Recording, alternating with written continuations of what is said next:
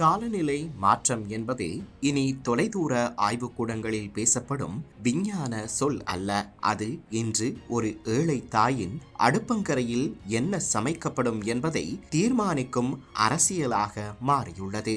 அது விவசாயியின் விதைப்பையும், மீனவரின் வலையையும், கால்நடை வளர்ப்பாளரின் தொழுவத்தையும், தோட்டத் தொழிலாளியின் நாளாந்த உணவையும் நேரடியாக தொடும் உயிர் வாழ்வின் கேள்வியாகியுள்ளது. சர்வதேச காலநிலை போக்கில் பெரும் அதிர்வுகளை ஏற்படுத்தி வரும் எல் நினோ மற்றும் லா நினா சுழற்சிகள் இன்று இலங்கையின் பொருளாதார பாதுகாப்பிற்கும் உணவு பாதுகாப்பிற்கும் மிகப்பெரிய சவாலாக உருவெடுத்துள்ளன.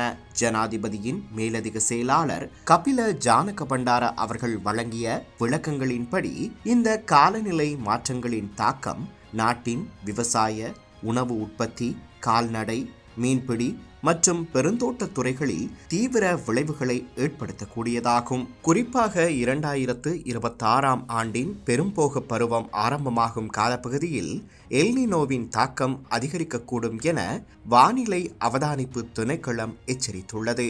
மழை குறைவு, நீர்த்தேக்கங்களின் மட்டம் வீழ்ச்சி, பயிர் சேதம், உற்பத்தி இழப்பு போன்றவை வெறும் புள்ளி விவரங்கள் அல்ல. அவை ஆயிரக்கணக்கான குடும்பங்களின் உணவு தட்டில் வெறுமையை ஏற்படுத்தக்கூடியவை. இலங்கையின் அரசியல் வரலாற்றில் அனர்த்தங்கள் நிகழ்ந்த பின்னர் மட்டுமே பதற்றத்துடன் செயல்படும் ஆட்சிகளை மக்கள் பலமுறை கண்டுள்ளனர்.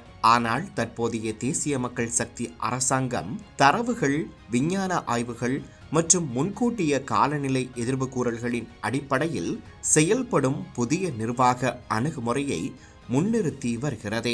அதன் வெளிப்பாடாகவே 2026 ஆண்டுக்கான சிறுபோக செய்கை காலத்தை வழமையை விட 1.5 மாதங்களுக்கு முன்னதாக ஆரம்பிக்க அரசாங்கம் தீர்மானித்துள்ளது.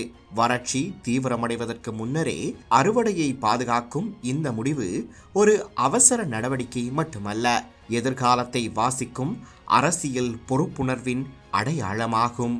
வானம் பார்த்து விவசாயம் செய்யும் பகுதிகளில் வாழும் மக்களின் வாழ்வாதாரம் மிகுந்த ஆபத்தில் உள்ளது. உற்பத்தி வீழ்ச்சி அவர்களின் வருமானத்தை பறிக்கக்கூடும். இதனை உணர்ந்த அரசாங்கம் மாற்று வருமான வாய்ப்புகள், நீர்த்தேக்க மேலாண்மை மற்றும் வள முகாமைத்துவம் தொடர்பாக விசேட திட்டங்களை முன்னெடுத்து வருகிறது. இலங்கையின் உணவு பாதுகாப்பு உலக சந்தையுடனும் காலநிலை மாற்றங்களுடனும் பிரிக்க முடியாத வகையில் பிணைந்துள்ளது.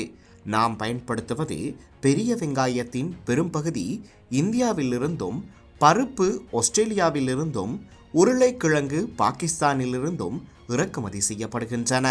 எல்னினோ தாக்கத்தால் இந்த நாடுகளின் உற்பத்தி குறைந்து உள்நாட்டு தேவைக்காக ஏற்றுமதி கட்டுப்பாடுகள் விதிக்கப்பட்டால் அதன் அதிர்வு இலங்கையின் அடுப்பங்கரையிலேயே உணரப்படும். அதேபோல் முழுமையாக இறக்குமதியை சார்ந்திருக்கும் சோயா மற்றும் சோளம் போன்ற கால்நடை தீவனங்களில் தட்டுப்பாடு ஏற்பட்டால் முட்டை மற்றும் இறைச்சி விலைகள் உயர்ந்து மக்களின் புரதசத்து பாதுகாப்பும் அச்சுறுத்தலுக்குள்ளாகும். இதனால்தான் பாதுகாப்பு உணவு கையிருப்புகள் உருவாக்கும் திட்டத்திற்கு என்பிபி அரசாங்கம் முக்கியத்துவம் அளித்து வருகிறது. இவை வெறும் நிர்வாக நடவடிக்கைகள் அல்ல, இயற்கை சீற்றங்களின் மத்தியில் ஒரு தேசத்தின் இறையாண்மையையும் மக்களின் பசியற்ற வாழ்வையும் பாதுகாக்கும் தற்காப்பு அரண்களாகும். எல் நினோவும் லா நினாவும் அரசியல் வேறுபாடுகளை அறியாது. அவை பணக்காரரின் மேசையையும் ஏழையின் அடுப்பங்கரையையும் ஒரே நேரத்தில் சோதிக்கும். ஆனால் அந்த சோதனையை ஒரு நாடு எவ்வாறு எதிர்கொள்கிறது என்பதே அதன் அரசியல் முதிர்ச்சியை நிர்ணயிக்கிறது. அனர்த்தம் வந்த பிறகு காரணங்களை தேடுவது எளிது.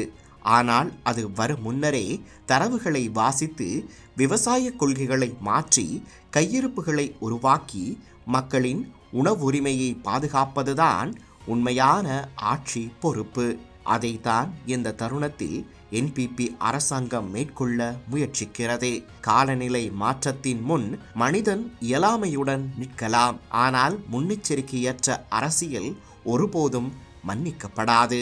திருவள்ளுவர் நூற்றாண்டுகளுக்கு முன்னரே எச்சரித்தது போல், துன்பம் வரும் முன்னரே அதிலிருந்து காத்துக்கொள்ளாத வாழ்க்கை நெருப்பின் முன் வைக்கப்பட்ட வைக்கோல் போல அழிந்துவிடும். ஒரு சிறந்த அரசாங்கம் என்பது எதிர்வு கூறப்பட்ட பேரழிவுக்கு பிறகு நிவாரணம் வழங்குபவன் அல்ல.